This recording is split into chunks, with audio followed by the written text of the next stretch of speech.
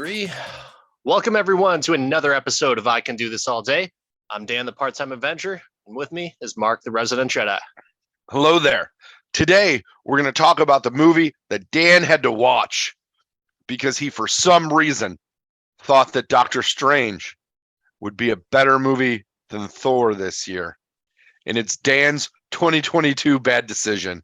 And I had the joy of letting him watch one of my favorite, absolutely terrible movies from the 90s. I think this was made in the 90s, 1991. Though, man, it reads like a much older, much worse movie. But today, kids, we're gonna dig into the 1991 Dan Aykroyd classic, Nothing But Trouble.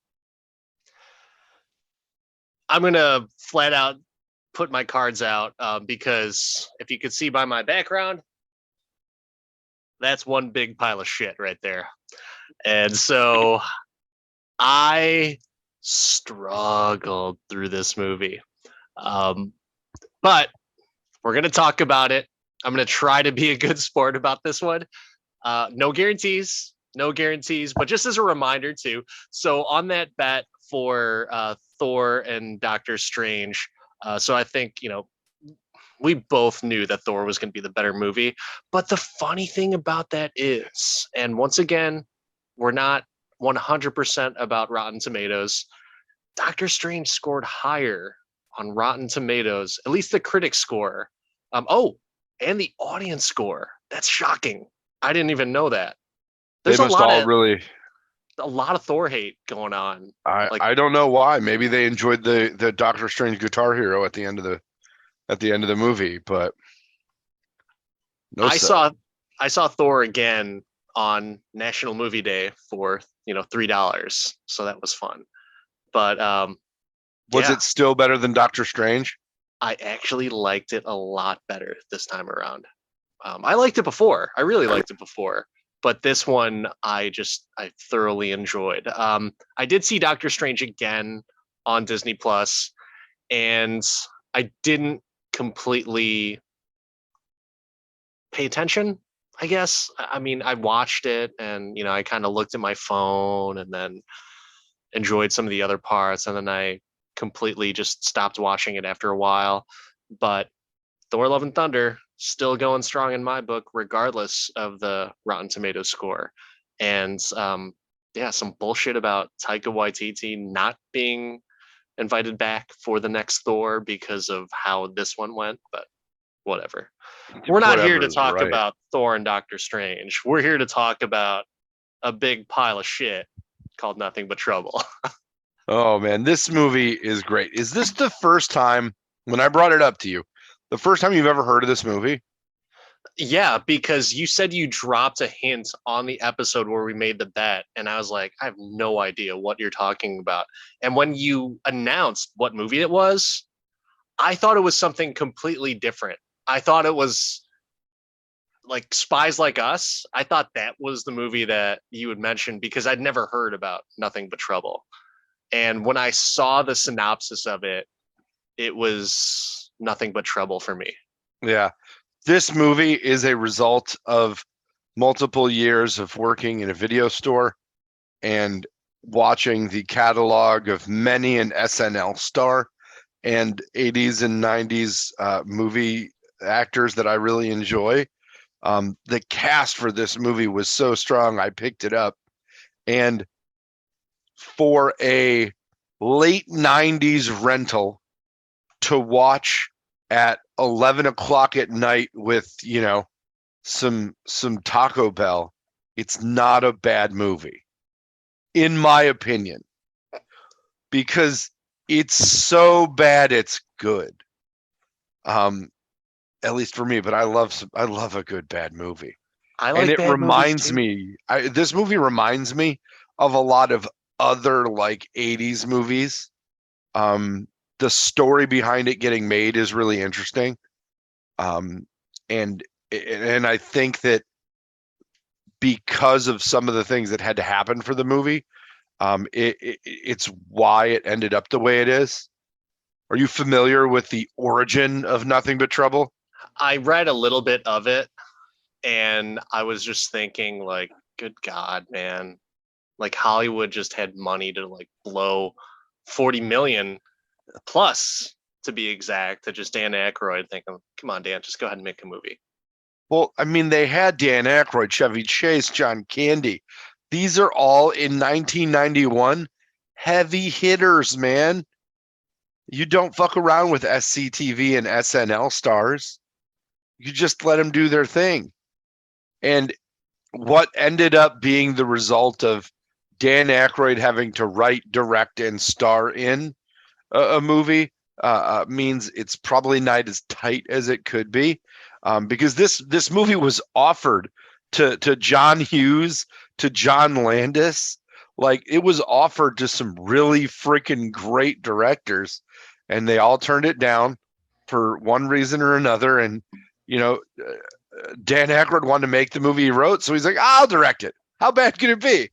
I did see, like, some of the stuff that Aykroyd struggled with because he was in heavy makeup and all that stuff. He had a hard time directing, which, sure, I get it. But, ooh, man, this was rough. It was so I'm good. It's tired. so bad. It's so good. I was exhausted trying to get through it. So, full transparency, it took me, I didn't finish it until today. And it took me from my previous viewing, what, almost over a month to complete It this movie. it took you some time. I watched it again today just Oh for God. fun. And it's great. It's just as good as it was years ago. Though, shout out to the wife. She showed me today when she asked what movie we're podcasting. I told her you finally watched it, and she showed me her I think it was Snapchat like history. And 5 years ago today, I apparently made her watch this movie, and she captioned it as "Mark made me watch the worst movie ever." I might agree. I wouldn't say worst movie ever, but good God, man. Like, woo, this one was rough. So rough. There's certain parts of it, like, it's tough. It's tough. The beginning, though, it starts out kind of interesting or stupid, depending on how you take the premise. I thought that the interesting part of this movie is they tried to make it like a 60s movie that was all about a trip and veering off the path, right? And the premise of the movie is so dumb. Hey, do you want to go on a drive to Atlantic City with me? Yeah. Or And let me borrow your car? Like, nothing else no. happens from that. Nothing. I mean, things happen, but the plot does not progress whatsoever. But yeah, no. Demi Moore Neither wanted to borrow Chevy Chase's car to get back at some dude she was banging, and now, oh, hilarity ensues. the plot did not progress, and neither did my excitement. You mean you weren't excited by his fancy old as shit beat? Not old as shit. New enough to be not old, but old enough to be unimpressive BMW 773i. That was funny. I thought that was pretty funny.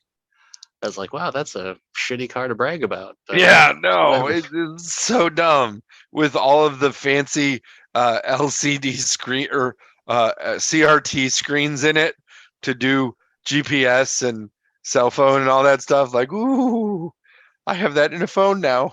Yeah, technology was wonderful back then. Oh, Cutting so edge. so brutal. And the I know how you feel about this, but Demi Moore wouldn't be able to convince you to just go on a drive. Not a No, big Demi Moore fan. no, don't care about her. Was never super wowed by her. All I remember from her catalog is Ghost, which I didn't really like that movie. Interesting concept now, right? Like, it's a very, looking back at it, I probably appreciate it more in my mature age, but didn't care about Ghost. Thought her haircut was awful in Ghost.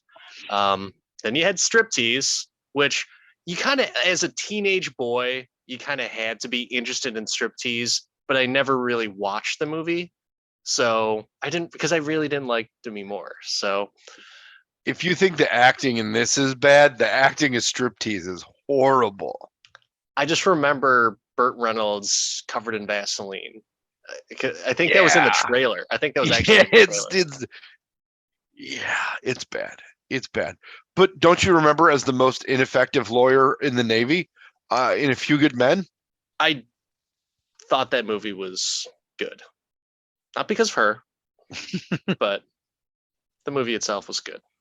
Man, she became relevant at this year's Oscars Did when she? Chris Rock talked about Oh, G.I. Jane 2 and the G.I. Jane thing. then got Yeah. smacked in the face. It's the first time anybody's talked about G.I. Jane since the 90s. Yeah. I think the only movie that she's ever been good in is One Crazy Summer with John Cusack, which is just old. Don't even know what that one I think is. that movie's older than my wife. I was never a big fan of her. I did see. I liked her character in, was it the second Charlie's Angels? But I mean, the movie itself was kind of horseshit. But it's entertaining. You know, it was entertaining. But yeah, that's all I got. So none of those things could get you into the car. Here's the other question. At the beginning of this movie, you ever run from the cops? I literally did run from cops one time. And actually, you know what? Let me rephrase that. You probably should. I ran into cops. I literally ran into cops. So rewinds back to 8th grade. I was sleeping over at a buddy's house, and there was a bunch of us. And two of our friends decided not to sleep over. And the reasoning as to why is because one of them invited the other over, and we got pissed because and there's 8 of us at the time, dude, what the fuck? Why didn't you invite us over? And so we decide, you know what? We're going to TP his house. So we run over there, and it's pretty late at night. You know, it's probably 10 o'clock at night. And for junior high, that's pretty late. And we decided to kind of peep in through the basement window to see what they were doing. They were just sitting there lollygagging, and one of the guys ended up throwing a little rock at the window, and then they all turned and looked, and then we just ran. Keep in mind, we all dressed in black, dark colors to TP the house. But instead of TPing the house, we decided to throw a rock at the window. I don't think it broke, but we just sprint, and all of us were pretty good athletes, are on the track team and everything. I'm the first one to turn the corner, and I run into a cop car because they were parked right at the corner, and I did a really sharp turn. So I run into the cop car, and just think about this. 10 o'clock at night, a bunch of young kids dressed in black, and one of them runs into the cop car. And so what do? The cop car flashes his lights, him and his partner get out. And since I'm the first one there and everyone else starts running up, at that age, you can't lie that well. It's very tough to right on your feet, okay, I'm gonna come up with something right now. I just didn't have that skill set yet, but thanks to work, I can now do that. So, but so the guy asked, what are you guys up to right now? You guys seem like you're in a big hurry and you're all dressed in black. And I'm and the buddy who we were sleeping at his house said, "Oh, we're just playing with our friend." Freaking genius. That's the best possible line that you can say. And what is a cop going to say, right? And of course, it was really good for that because oh, okay. Cops didn't fucking believe us because obviously, we're up to some junior high bullshit. And he's like, okay, well, we need to see someone's ID. Of course, I'm the law abiding citizen. I'm the only one that has my junior high ID. And so I give it to him. No one else has their ID. And of course someone did. But I'm the only one that had it. And so the cops are like, so, well, if we go up and down the street, we're not going to find any damage on anything. And like we all look at each other like, no, I don't think there's any damage, as if like we probably fucked something up, but I don't think there's anything visible damage. So anyways, long story short, that was my time that I actually ran into a cop car. What about you, man? Have you ever run into the cop or run from the cops? No, no, I'm not a troublemaker.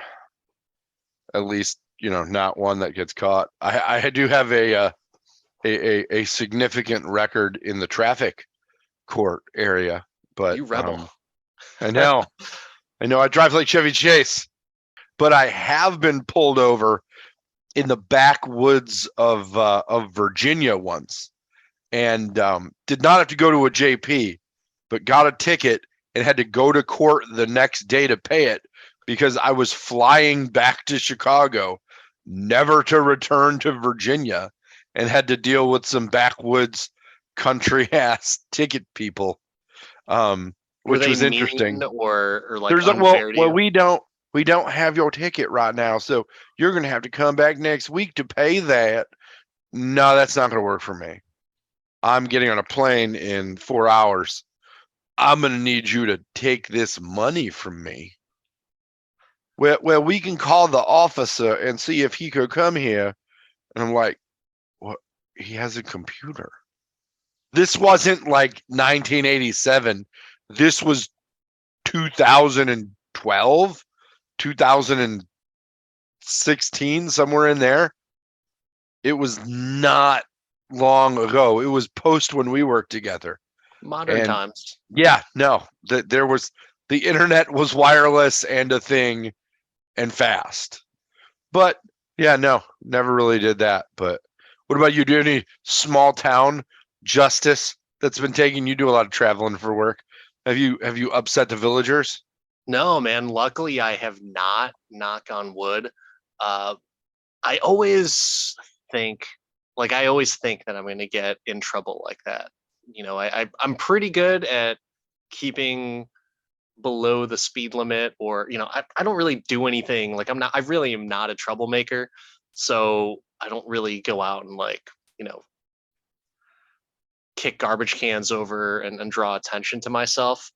But the sheer fact that I'm on the road a lot, that is more inclined to get pulled over. The only time that I've been somewhat cautious, or even like a little bit worried that I might get pulled over, is driving in the Florida Panhandle. If you've never driven in the Florida Panhandle before, it is not like the rest of Florida. It is a stretch of long, desolate, uh, not country road, but just like abandoned road. So it's like, uh, I was a little bit concerned where I was staying, and the hotel that I was staying at, the nicest hotel that was in the area was a Best Western, which Best Western, not an awful place, but Time out. Time out. Hotel or motel? that one was, oh, actually, that one was a motel. It was a Best Ooh. Western motel, but it was stated that it was a hotel. So that in itself was like, Yeah, eh. the last Best Western motel I've stayed in was definitely DeKalb. Yeah, but DeKalb isn't like, that's not a dangerous place. Mm, It's a college town. It's a college town. mm. Please continue about your Best Western story, Yeah, though. but no, that's You it. I mean, survived the Panhandle. Did you have to give them anything like hygiene goods, paper products, no, a it tablet or was some kind of technology, a lighter to show them that you had invented fire? it Those was Panhandle during people. October, and it was for Florida. It was pretty cold, so it was like maybe 45 degrees at night. And this is still fairly early on, to where, me being from the Midwest and the Chicagoland area, I would be just rocking a pair of shorts, flip flops, and like a long sleeve shirt. And so I walked into a grocery store. I think it was a Piggly Wiggly, and you could tell that they knew that I wasn't from around there, because maybe it was my skin color, maybe it was the fact that I was wearing flip flops and shorts, and everyone else was bundled up in winter gear. but they definitely knew that I could be a mark for something. So They were surprised you weren't in the line to refill the propane tank so they could all huddle around the grill for warmth indoors. yeah, man, it was a small town, and I'm glad that I haven't traveled back there in a while. I'll take it. I'll take it. So we've talked a lot about the situation that the actors in the beginning of this movie found themselves into, and how we obviously would not be getting into this level of trouble. But as much as Dan Aykroyd carries this movie as the judge, the first person on the call list is Chevy Chase. And I think this was the beginning of the end for Chevy Chase. What do you think? For I was never a big Chevy Chase fan, and that might be a hot take on stuff, but I never really liked him. I mean, I liked in the vacation movies and everything, but any other movie that I've seen him in, he was my least favorite in The Three Amigos. It's been a very long time since I've seen that movie, but least favorite. And for him in this movie, he's not a likable guy. Number one, so it's very hard for me to get behind him as the main character and feel any sympathy because he's just kind of like a rich snob. Yeah, no, I mean, you can't take Ty Webb from Caddyshack and make him a rich snob. It just doesn't work for me. And the reason I'm most excited about a new Fletch movie coming out is because John Hamm is playing Fletch, not Chevy Chase. So that's a win. Part of the reason I've never watched Community, which I've been told is a huge misstep on my part, is because Chevy Chase is in this. We should. It I'm is good. funny. I don't Well, like Chevy Chase, but it's a pretty funny show. well, maybe that'll get on the list. Maybe that'll get on the list. But yeah, this beginning of the end for me is Chevy Chase. I 100% agree on the Three Amigos. Give me Steve Martin and Martin Short as the top two Fantastic. amigos all day long. Steve Martin is number one. I mean, we can just say it. Yeah. It's okay to say it. Just say it.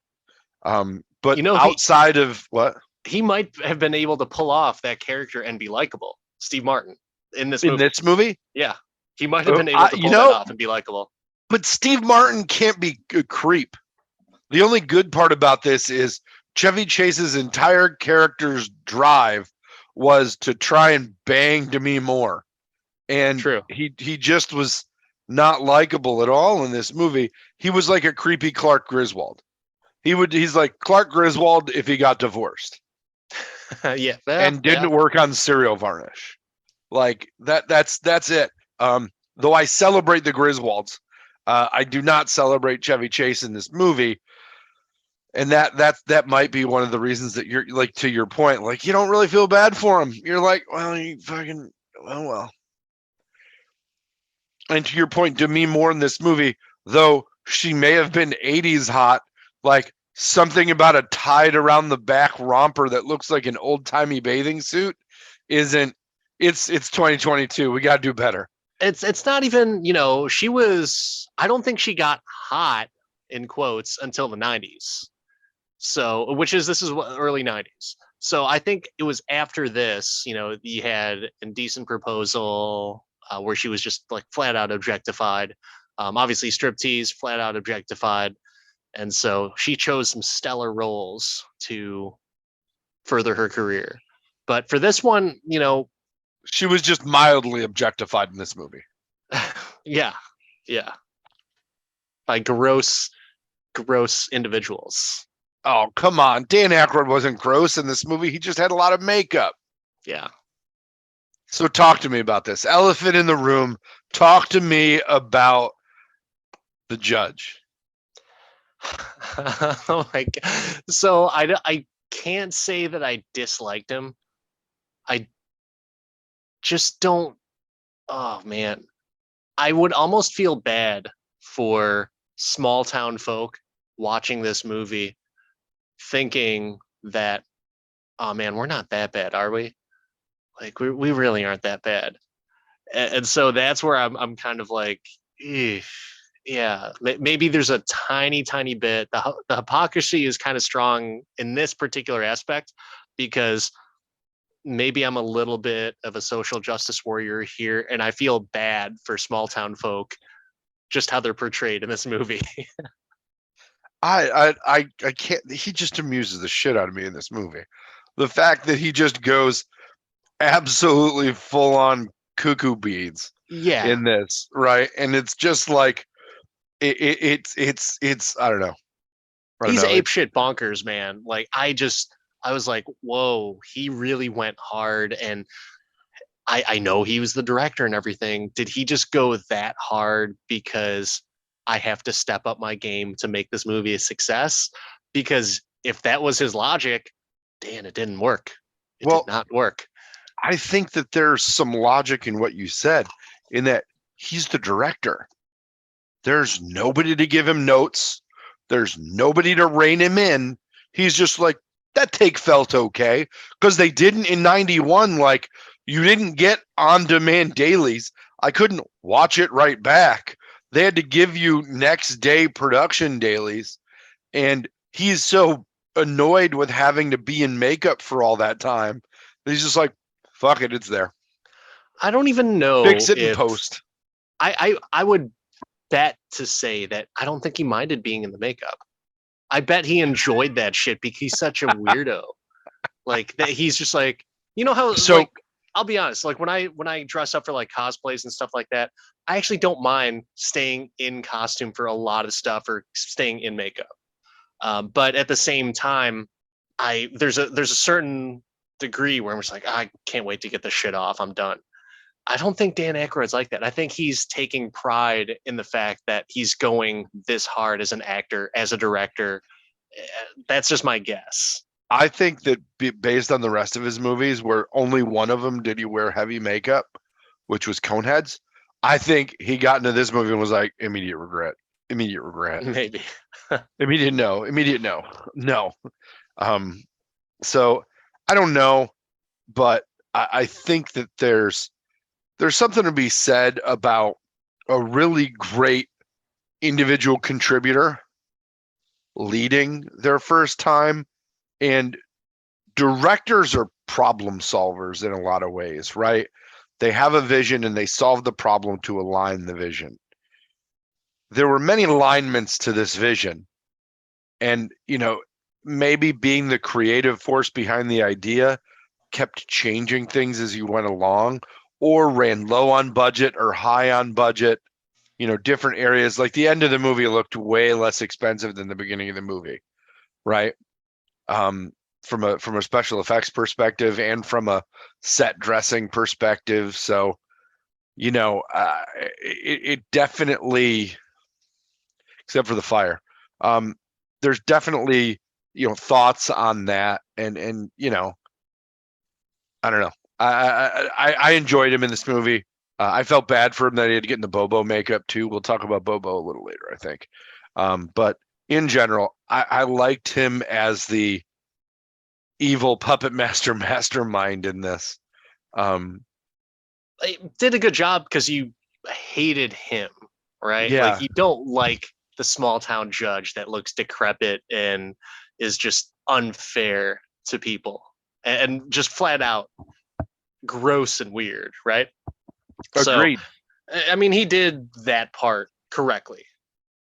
But you know who I felt really bad for and who I thought did the best performance? John Candy.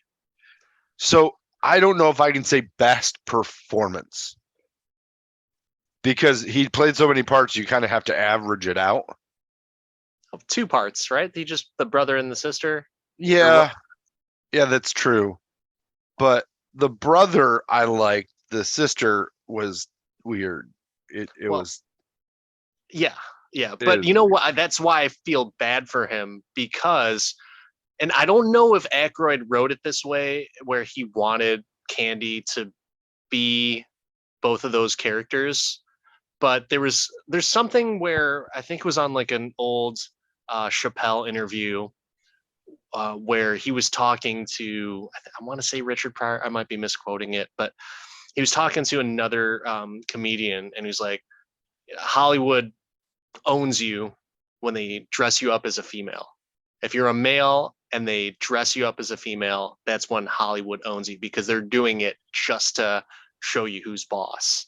And I don't know if that's the case in this movie, but I feel like it could be because it's right around that time where people are just going to fuck with actors and just be like, yeah, you're funny. You know what? Just to abuse our power, we're going to dress you up like a woman. I don't know, but there's so many movies that aren't this that have men dressed up as women that go well. Some like it hot. That's fine, but Tootsie. it's about them just kind of writing that in or trying to show dominance over certain male actors or comedians or whatever it is. There's a certain and if you, oh gosh, if I could find that, I'll send it to you. But it was a very interesting thing because like, yeah, you notice that's when, you know, almost like the equivalent to selling out. That's when Hollywood will supposedly paint you into a corner. It's like, hey, you know what? You're going to play a woman in this movie or for this sketch or something like that. Very interesting stuff. But that's what I was curious about for John Candy. It's like, I thought he did it very well and I thought he was funny. But at the same time, I'm just like, is this one of those I own John Candy type of power moves? Which I don't think Dan Aykroyd himself would have done. I'm going to disagree because after this movie, John Candy went on to star in some of my favorite John Candy movies, like Only the Lonely. He made a bit part in a JFK, but after this was Rookie of the Year and Cool Runnings and Canadian Bacon and Wagons East. Yeah, that's all besides those the came point. out after. I'm saying that that's what Hollywood does. Is they'll like, we're gonna take you down a few pegs just to let you know that you're gonna play ball. That's what it is, and so that's. I'm not saying that's the case for this movie, but Okay. it wouldn't be surprising if that's the case. Okay. I will listen to you and support your thought on that. I mean, it's not mine. It's freaking Richard Pryor's. So. I mean, if anybody knows about Hollywood owning you, it's Richard Pryor. No, I'm kidding. I'm kidding. Okay. I'm gonna have to look up that Chappelle show. It wasn't thing. a Chappelle show episode. It was just like an interview he had with, or maybe it was even like a podcast that he was on. Dave Chappelle in 2006 talked about that being the case for black men, emasculating the black male. Mm-hmm. He said it on Oprah. Oh, was it Oprah? Wow, okay. It was Oprah, and he talked about Eddie Murphy getting an address in The Nutty Professor and Norbit, Jamie Foxx in Living Color, and so on and so forth. I think that could still be the case for like white actors, though, don't you? Yeah, but I don't know if that. I'm sure there's a different context based off of just color alone, for sure. Absolutely. Yeah. This is funny. Like some of these actually make sense. Like Chris Tucker in The Fifth Element, Wesley Snipes in Tu Wong Fu. I don't have a problem with that. I think I'm saying don't cut it. Don't cut it. Leave it in, but shorten out the part where I read the list. Okay. And I don't mean I don't have a problem with people doing a dress. I don't have a problem with people dressing up as. Which I don't have a problem with it. Mrs. Doubtfire, an amazing movie. But just cut it back before the pause. I got you. I'll of course I'm not gonna put something out there that's snippy. Yeah. So that's a really good point, and I really wonder how hard they had to work to get John Candy into many dresses in this movie, including a full-on wedding gown, which, I mean, come on, most romantic wedding of 1991, perhaps. I at that point, I am well beyond checked out of this movie. I'm sitting there just watching it, emotionless, thinking like, man, I can't believe How this. far into the movie did you get? How far before you were just like, ugh? At the first time I watched it, all the way up until shit started going south at dinner. and that's it. And so like after that, I was like, I don't know if I could finish this. So The I dinner paused scene it. is a classic trope, though, man. There's parts of the dinner scene that are funny and entertaining, right? But it's mildly funny to me. So Okay. I'm at that point. I'm just like, because I think that's like well over half of the movie, and I'm just like, I don't think this is gonna get any better. I'm like waiting for it to get good, and yeah, there's a few funny lines at the beginning, and when they're in the car driving, and then a few times at dinner. But I'm talking about like I can count on one hand where I actually laughed audibly, and So, would dinner have been better for you if the Squishers were there? I I was so puzzled as to where this movie was going that because I couldn't come up with a rhyme or reason, and it was like going in like completely different directions, right? Like even that setup was way too long because I'm wondering like why the whole reason, he's obviously he's trying to bang Demi Moore at the beginning of the movie, but at the same time, like this has to tie in this piece of storyline has to tie in later on. Nope, it doesn't. It's just continuing on, Which and piece? I couldn't even tell you what it was because it's so the whole reason why he goes on the trip. Because he's trying to get some booty. Yeah, but that's it. Like there was something else, right? Because like how he met her, I couldn't even tell you because I didn't want to watch it again, It and was nor will Love in I. an Elevator, man. Aerosmith sings a song about it. Yeah, that's pretty rough to all of a sudden just be like, oh yeah, I'm going on this trip. You should come with me. And then his friends come along as well too, and get the Their fuck out of here. clients, it's a tax write-off. It was very Lewis Tully or Tud, whatever the Ghostbusters character. The Yeah, party was a write-off. He wanted to claim mileage and wear and tear, of which there was a lot on his vehicle. But I get it. I get it. I thought that Fausto and Ronaldo were a complete waste, but I guess they had to find a way to get John Candy out. I also thought the female cop was also a waste. Like I have no problem with Valerie Broomfield, but I'm good. I did not need you. there was. I mean, a lot of this movie's a waste, man. Like there's just it didn't make didn't make sense to where I'm trying, just like what's it called? Rocky Horror. I tried to put things together for that movie, and now knowing that it was kind of made as kind of like a spectacle, I don't think this was made as a spectacle. I think Aykroyd was really trying to write a, kind of like a spoof horror comedy adventure, and it just didn't come out that way to me. But that's exactly what he was trying to do.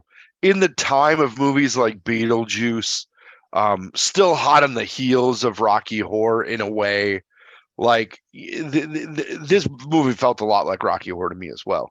It also felt a lot like Clue, right? With the searching of the house and all the secret passages. It was kind of Scooby Doo ish. There was a lot of weird, like contraptions, like Mr. Bone Crusher. There was a lot of just weird shit going on in this movie, but I again, like it didn't bother me per se. It was just kind of interesting, I guess. I don't know. I It like the weird shit. it bothered me because it bothered me because I expected something to happen, and I'm good for random stuff. I like it when like, oh, here's some shenanigans, but when the shenanigans are not supported by funny performances, ridiculous funny dialogue, which there was ridiculous dialogue, it just wasn't ridiculous and funny. That's where it was like nothing is hitting me and entertaining me at all. Very, very minimally. There are some good visual effects. Like I thought the gross twins were a nice visual, and the judge is a good visual. But other than that, I'm really struggling to find things that I'm actually impressed with by this movie. So you didn't love the fact that Tupac and Shock G were in this movie? I take that back. So yeah, you are absolutely right. So that was the one highlight because I loved that song back in the day, and I forgot about that song until I saw this movie. And then I think if I remember correctly, the music video incorporated this movie too. I never saw the movie or knew that it was part of a movie, but I did like that song a lot. And the fact that Tupac was he actually a part of Digital Underground, or did he just act in the movie with Digital Underground? I have no idea. Maybe it was the first collabo. Right? That's crazy. I got nothing, but he looked young, man, super he young. did. He did. Well, I mean, how old was he when he died? He was super young. Yeah. But so we can call that your favorite scene in the movie. Absolutely, well, without a doubt, favorite scene. Okay. Least favorite scene. um, jeez, I would want to say the very end of the movie where they go back with like all the cops, and I'm just thinking to myself like, yep, I see this coming from a mile away, and there is a gang of people there. And then the old man, Dan Aykroyd, just turns around and is like, oh, it's nice to have a friend. Like, get the fuck out of here. This is it. Yeah. Okay, cool. I'm glad I wasted my time watching this movie all to see this redneck hillbilly prevail. Yeah. I've got to say that I just enjoyed the I like the Rocky Horness of this movie. I think maybe that's why I like it, because there's some nostalgia there.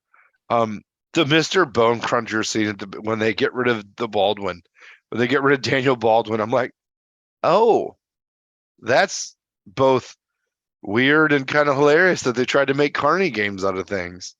And then it turns out it's John Candy's twin mute sister that is the crazy brains behind all these things, and she's got the guillotine she's got a guillotine forklift and shit. Like, she's like, oh, this is pretty funny. And she gets mad and wants to throw Demi Moore in a fire pit. So John Candy, in his masterfulness, is my favorite part of this movie. Yeah, me Personally, too. I was a big fan there. I mean, my Chevy Chase is my least favorite part. Pretty much anything that's involved. They couldn't even show him running away at the end. It was also funny to me a little bit that they did the Bugs Bunny ending for the movie, where Chevy Chase just ran through the wall and ran away. Yeah. When they're like, "Oh, we're coming to see my son-in-law." It was just annoying to me. It just flat out annoyed me that because no one's likable in this, and the least likable person, the judge, ends up winning. And I'm a big fan of bummers at the end of movies where like it ends on a down note. This wasn't even a down note. This was just a victorious note that should have played funny, but to me it was just, I'm bothered that it ended this way. So you keep saying it's bad, but it's not the worst, right?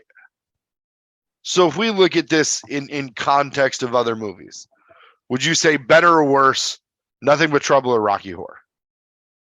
I would probably say Rocky Horror because I feel like it was meant to not make sense.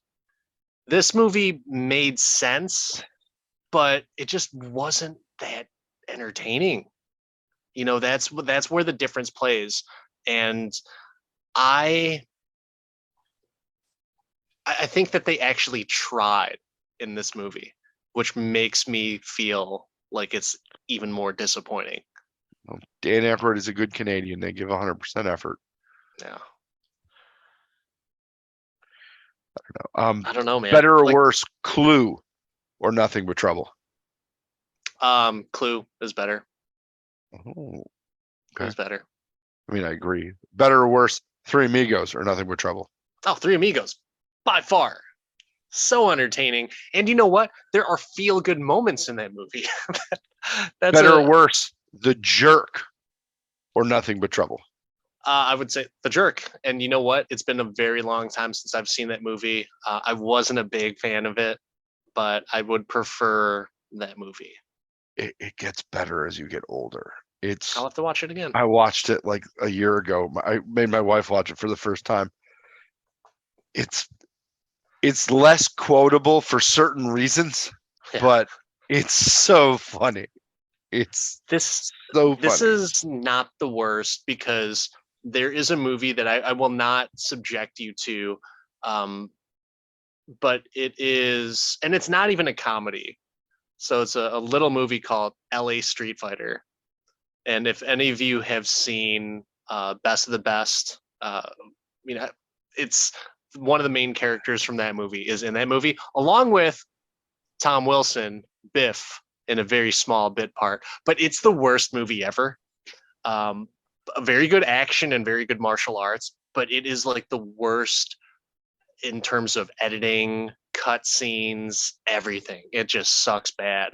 So it's not a comparable movie, right? Because two different genres, but at least this was coherent from a, oh, this scene blends into the next one, or it makes sense as to why they're having this conversation here. It just isn't, it doesn't hit me as an audience member that it's entertaining. But LA Street Fighter, the worst movie. I will watch that movie anytime because it's so bad. The editing is so piss poor, and there are storylines woven in there for like no reason. And so I'm gonna give. Is it okay if I give you like a preview of a scene? You're never. I don't think you're ever gonna Let's. watch I'm this. not. I'm But probably not. Let's go.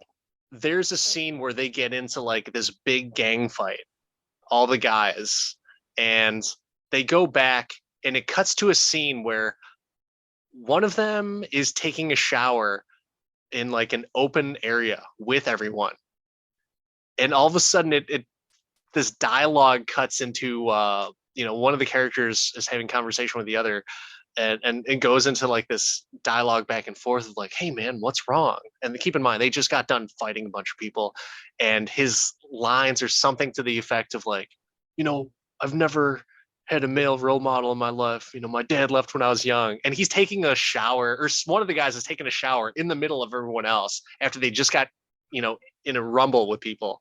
And then You never took a post-rumble shower? You didn't go no, shower with all your buddies after running from the cops no, in junior high? it makes zero sense in the movie. And then they all like hug each other. It's like, it's okay, we're here for you, buddy. And then it's like, it's the stupidest thing ever. Wow. But yeah, it is not coherent whatsoever.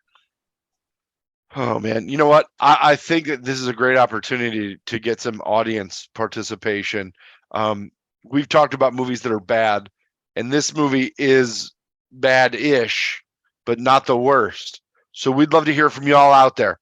I can do this all day podcast on Instagram, ICDT all day on Twitter. Send us your movies that are worse than Nothing But Trouble. Anything worse. Hashtag worst movie ever. We would love to hear, because I have a hard time coming up with a movie worse than this. I've seen bad movies, but I just can't come up with it off the top of my head. This one's going to be at the top of my head for a long time, I think. I don't know, man. There's some pretty bad stuff out there. So, and I don't mean to completely shit on this movie, even though it's a big piece of shit. So what are your overall, your favorite? Actually, do we talk about your favorite gags overall? I feel like you asked me, but I don't think you talked about. I told you it was all the Dan Aykroyd stuff. Okay. The face coming off, I'm yelling at you, banker, but then he's just like, oh, as the bank, he's got the hot dog gag, which was great, which could have been cannibalism. They didn't really talk about it, right? If it was a Stephen Baldwin dog or not, but it was just the hot dog scene was so viscerally bad. It just was so great to me. Like classic, like actor that knows he can get some squinge from people. But I really enjoyed that. The fact that they brought Candy out as a woman was great to me. Right? Like you expected him to be the cop. He's been the cop before. We've seen John Candy as a police officer, but not a police officer and his sister. Yeah. It's always funny to dress up a big fat guy as a woman, right? Like that's kind of like the It funny works. thing to do. I don't know. I feel bad for John Candy in this movie. I don't give a shit about Chevy Chase. Yeah, I think he went on record saying he really disliked the movie, but John Candy, R.I.P. I really feel bad that he participated in this movie. Chevy Chase, for the record, really hates everything and everyone. Yeah, He's true. kind of a piece of shit, from what I understand. Never met him. Chevy Chase, welcome to come on the podcast and tell us why you're not a huge piece of shit. Okay, Clark? Oh man, Mark, let's get right to it though. Can you do this all day? I don't think I could do it all day, but I think I could do it as a punishment for hubris all day. Like I think this movie in our context achieved the outcome I was looking for. How dare you put Doctor Strange above Thor in the MCU? I think it's safe to say that this was 100% pure punishment for me. I cannot do this all day. I cannot even entertain the thought of watching this movie again because I don't think it deserves enough time in my life to even just talk or think about it. So, can I do this all day? Absolutely not. And to you, all that's watching and listening, do not watch this movie. Please, please, please, please, 100,000% do not watch this movie because I want you to come back and listen to us. And I feel like because we even created an episode based off of this, I feel like we are going to unintentionally draw curiosity to people to support this Dan Aykroyd monstrosity. You know, it's there's a crappy copy for you to watch on YouTube, so no harm done there, people. There is harm. Don't do it, guys. Don't even fall for that free stuff. There's no such thing as a free meal, and I will wholeheartedly endorse that for this. Chevy Chase got a free meal. It was a sausage. So I think that wraps up our punishment of Dan, and I think that this movie gave you apparently more visceral reaction than I even could have expected. So for me, love it. Really happy that you enjoyed it. Really happy that you found it to be an inspiring piece of cinema. But for those of you out there that were brave enough or are brave enough or feel brave enough to watch this movie, give us suggestions for movies that are worse. I really want the stinkers out there. I want the worst movies ever. Let's go. ICDT all day on Twitter. I Can Do This All Day podcast on Instagram. Hit us up. Let us know. We'll review it. Because you know what? That's what we do. We review great and marginal films and nothing in between. Until next time, everyone, I'm Dan, the Part-Time Avenger. That's Mark, the Resident Jedi. I'm going to go throw up.